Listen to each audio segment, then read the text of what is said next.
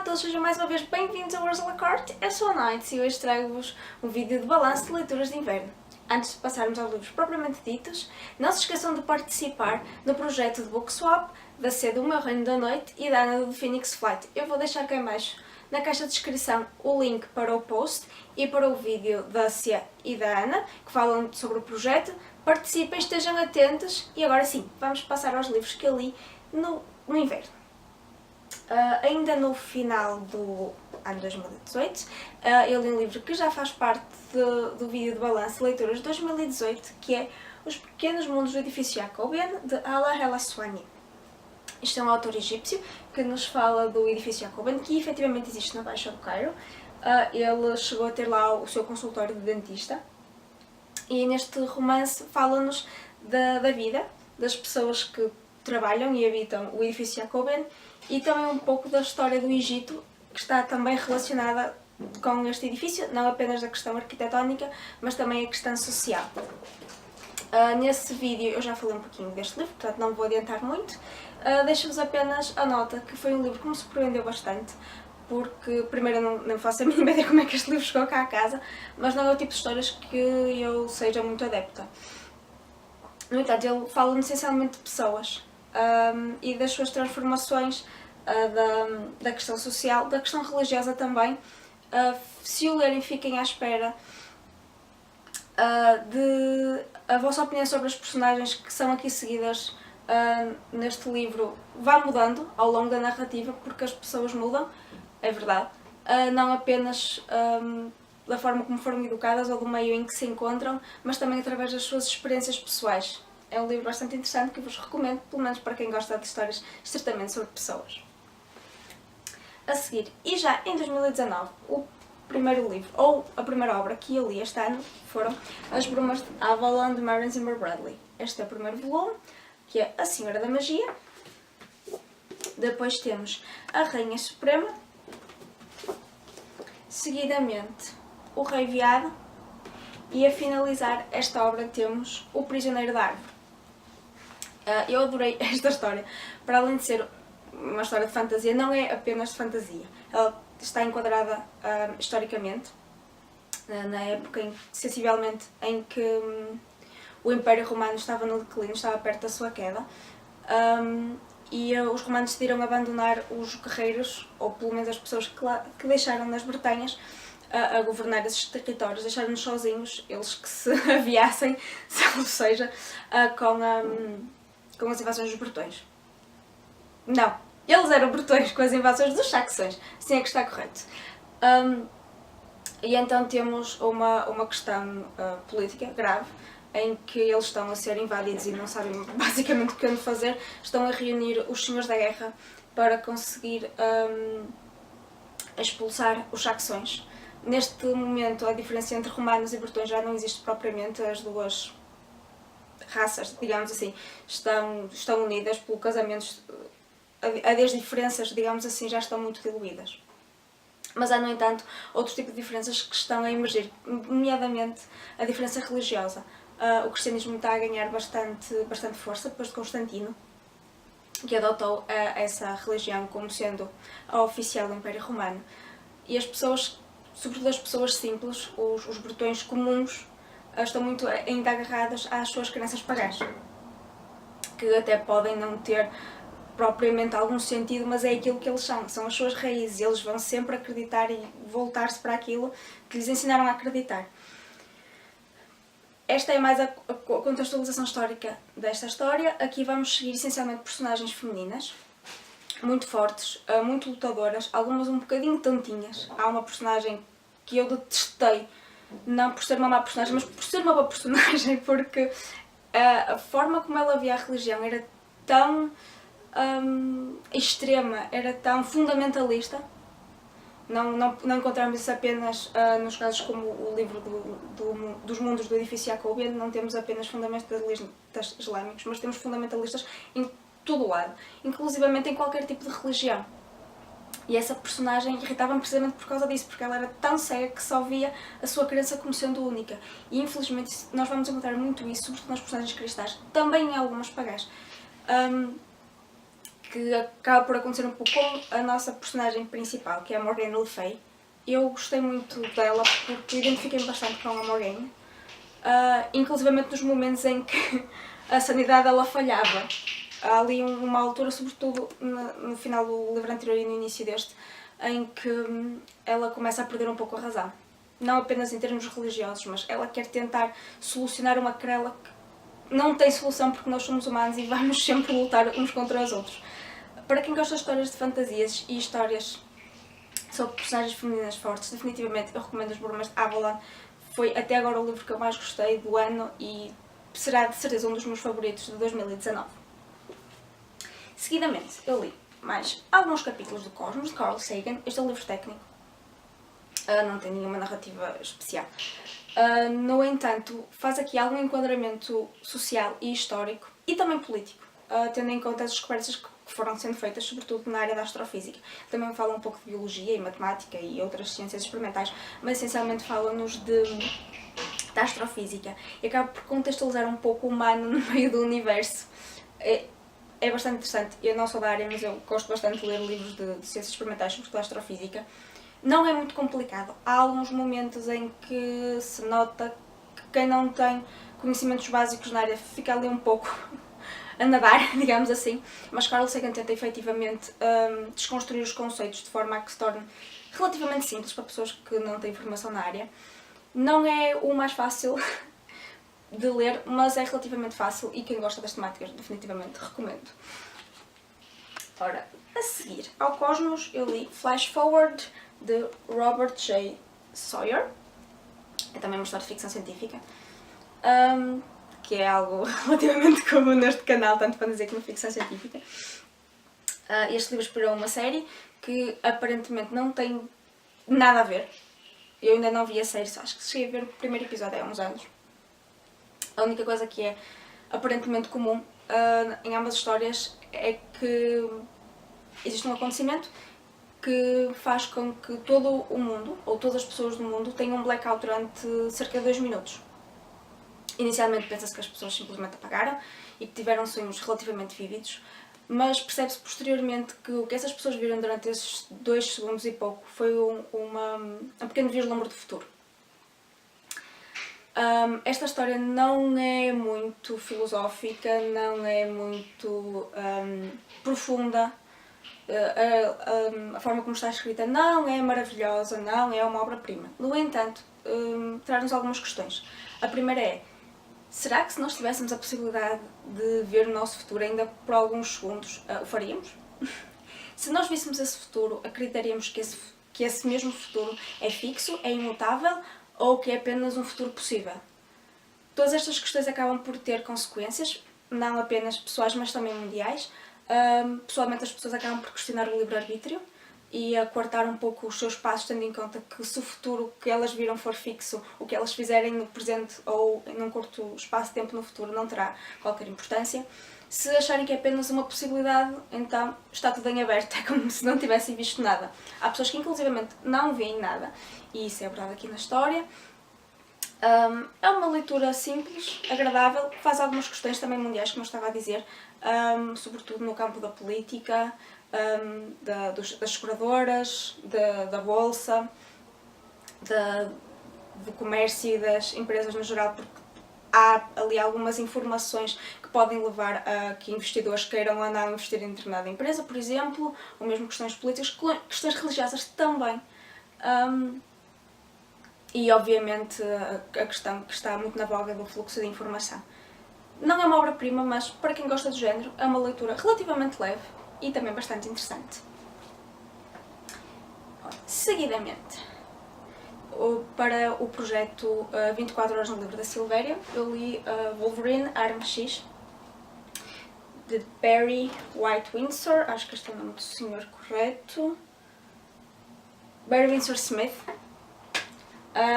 Esta é uma história típica da Marvel sobre como o Wolverine conseguiu o seu exoesqueleto de adamantium. Eu penso não estar a dizer uma asneira. Eu penso que é assim que se diz. Existem várias versões das histórias da Marvel, há vários planos. Esta é apenas uma das formas de contar como o Wolverine se tornou a Arma X. Para além dessa história, temos também mais duas, uma com a colaboração de Frank Thierry, outra com a colaboração de Chris Claremont, também conhecidos por trabalharem com a Marvel. Isto são histórias de banda desenhada, são simples, sem balõezinhos. A obra artística é bastante interessante. A primeira história do Winsor Smith é que ocupa a maior parte do livro. Para além disso, temos também uma pequena história com a colaboração de Frank Thierry. Se vocês repararem, é muito menos colorida, a cor é muito mais esbatida. E em termos artísticos foi a que eu mais gostei, porque eu não sou propriamente fã de coisas tão coloridas. De qualquer forma, essa também é a história mais recente, de 2001. A primeira e mais comprida é de 93. E esta aqui, que é uma pequena história com Lady Lethal, com a colaboração de Chris Claremont, é de 89. É mais uma história típica da Marvel. Quem gostar do género é perfeitamente uma recomendação. E aqui fica a minha colaboração com o projeto da Silvéria 24 horas, um livro. Esqueci-me de dizer que, relativamente às Brumas de Avalon, elas fazem parte da lista de 101 livros de fantasia e ficção científica e também da minha pequena lista de TBR de 2019, que eu vou deixar aí nos cards se vocês ainda não viram. De seguida, eu li um livro que não é necessariamente do género típico que eu leio, é uma ficção histórica, que é A Visita do Médico Real, de Per Olof Enquist.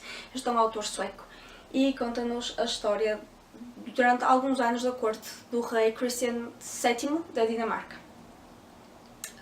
Esta é uma história que não traz necessariamente nada de novo no ponto de vista, que é algo que está historicamente fixado, está documentado mais ou menos aquilo que poderá ter acontecido nessa época, e traz-nos especialmente os anos em que um médico que foi contratado para o tratar, porque ele tinha alguns problemas de demência, que era, apesar de tudo, relativamente recorrente na Europa, visto que havia muitos casamentos entre primos e tios e sobrinhos, e era relativamente comum haver esse tipo de doenças mentais por causa da repetição do ADN ou da não novidade do sangue. Isso é inclusivamente falado num filme que são Os Crimes do Rio Púrpura, acho que é de Luc Besson. É bastante interessante esse filme. Tem mais a componente policial, mas fala muito da questão das comunidades fechadas em que não há renovação de sangue. E isso acontecia naturalmente nas casas reais por toda a Europa. No caso da Dinamarca não foi exceção. Ele inclusivamente casou com uma prima afastada, penso a Carolina Matilda de Inglaterra. E é essencialmente essa parte da história da Dinamarca que foca quando Christian casou com Carolina Matilda e foi viver para a corte um médico para tratar a sua insanidade, que era Johan Fredrik Strozzi. Durante cerca de 4 anos, Strozzi conseguiu, pelo facto de estar tão perto do rei e conseguir a sua confiança, ele era simplesmente tratado como um louco que estava ali num canto e que podia ser usado por toda a gente para promulgar o que quer que a nobreza quisesse. Conseguiu uma pequena revolução na Dinamarca, a nível social e político, que foi rápido demais e teve o seu fim prematuro. A história, de novo, não é nada de extraordinário, não é nada de novo, está perfeitamente documentada. Ainda assim é um romance histórico, nota-se a romantização dos personagens. Tenta-se essencialmente focar nas suas virtudes, não necessariamente nos seus defeitos, quase desculpabilizar a maior parte das ações do rei Christian VII. No entanto, esta história é maravilhosa em termos de escrita. É extremamente simples, delicada, é elegante, confere uma leveza brutal à história, quando é muitas vezes aqui falar de questões bastante importantes e graves. Para além disso, eu devo também dizer-vos que existe um filme alegadamente inspirado neste livro, que é o Royal Affair, e ele é dinamarquês, apesar do nome comercial ser em inglês, provavelmente só conseguirão ver com legendas em inglês. Se souberem dinamarquês, é sempre um plus, mas é muito pouco provável. O filme conta com o Mads Mikkelsen e Alicia Vikander, acho que é assim o nome deles. É bastante interessante, é bastante bonito, não é... Não, claro, foca-se muito na questão amorosa daqui de um casal que vocês vão encontrar, mas é bastante simples e é feito por dinamarqueses. Portanto, se estiverem interessados tanto no livro como no filme, força nisso. Depois da visita do médico real, eu li mais um livro da minha TBR de 2019, que foi O Deus das Moscas, do William Golding. Se vocês estavam à espera de uma história sobre meninos muito fofinhos, que gostam muito de brincar numa ilha em que estão sozinhos, sem que os chatos dos crescidos lhes mandem fazer coisas, podem passar ao livro seguinte, porque este livro é, essencialmente, cru. Imaginem a possibilidade de uma sociedade em que não há regras. Inicialmente estamos perante um grupo de meninos ingleses muito bem comportados, muito habituados às regras sociais. Só que não. A partir de determinado momento essas regras deixam de fazer sentido quando a brutalidade aparece no lugar das regras. E tendo em conta que este é um livro que fala sobre crianças, é só incrivelmente assustador a forma como eles tão facilmente resvalam para a selvageria, em que inicialmente há todo um conjunto de regras, de comportamentos limitados pela educação, em que atirar uma pedra à cabeça do miúdo desprevenido simplesmente não pode acontecer, porque apesar de eles estarem sozinhos na ilha, eles estão constantemente protegidos, e ainda protegidos pelos pais, pela escola, pela polícia e pela lei. E depois toda a sanidade, toda a liberdade em demasia, toda a falta de maturidade descamba numa loucura. E este livro, eu tenho noção que ele perdeu muito com a tradução, porque sinceramente eu não achei que ela fosse muito bem feita, mas é tão cru, revolve tantas entranhas. Ele é um bom livro, mas ao mesmo tempo é demasiado desumano. Eu continuo a recomendá-lo. Se vocês quiserem ler, por favor leiam. É um abre-olhos completamente, é brutal. Fala sobre a humanidade e a desumanidade, sobre tudo isso. Mas foi cru e tentem arranjar uma edição que não esta, porque a tradução efetivamente não é das melhores. De seguida, eu li um livro que não tem aqui, eu já o devolvi à biblioteca, que foi o Terranol, da Ursula Le Guin. Ele é o quarto livro do ciclo de Terra-Mar, que eu já vos falei, tanto no balanço de leituras de 2018, como também na sugestão de leituras de livros YA de fantasia. Este foi um livro que deu para participar na leitura conjunta organizada pela Mafalda, do canal Outra Mafalda, sobre os livros do ciclo de Terra-Mar, da Ursula Le Guin. Este é o único que eu ainda não tenho das edições portuguesas. Já agora eu faço anos em julho, portanto fica aqui a nota. Efetivamente este livro foi escrito mais tarde, foi escrito em 1990, o ano em que nasci, o ano da melhor colheita possível e imaginária, cerca de 20 anos depois da publicação da trilogia inicial de Terra-Mar, e acaba por repescar a história exatamente onde o terceiro livro termina, mais ou menos. Mas apesar da história ser de certa forma um contínuo do que está para trás, há uma coisa incrivelmente diferente. Cerca de 20 anos depois, no início dos anos 90, Ursula Le Guin sente a necessidade de dar voz às personagens femininas, que até aí tinham estado mais ou menos apagadas, exceto nos Túmulos de Antoine, essencialmente da primeira parte dos Túmulos de Antoine, que é o segundo livro do Círculo de Terra-Mar. Este livro tem uma delicadeza brutal na forma como nos é contado. Ele fala-nos de pessoas comuns, não apenas de senhores de dragões, mas de cabreiros, e de pessoas que trabalham em quintas, e de mulheres que têm que criar os seus filhos, aqueles que elas tiveram, os que adotaram e que foram rejeitados.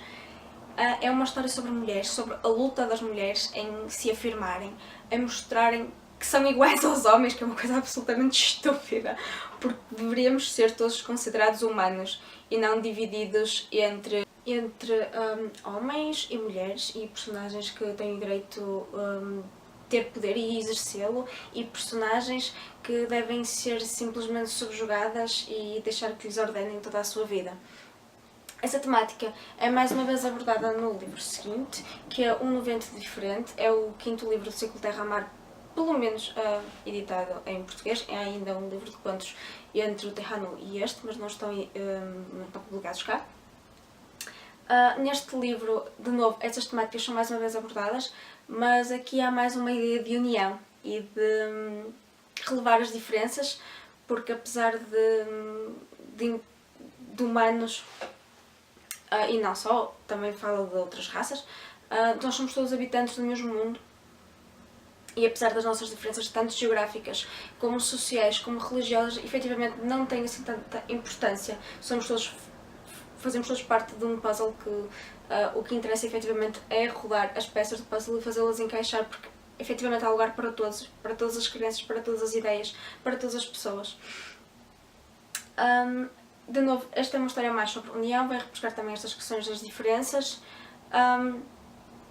Aqui há efetivamente algumas respostas que não são respondidas e que são colocadas desde a trilogia inicial. O final é bastante interessante.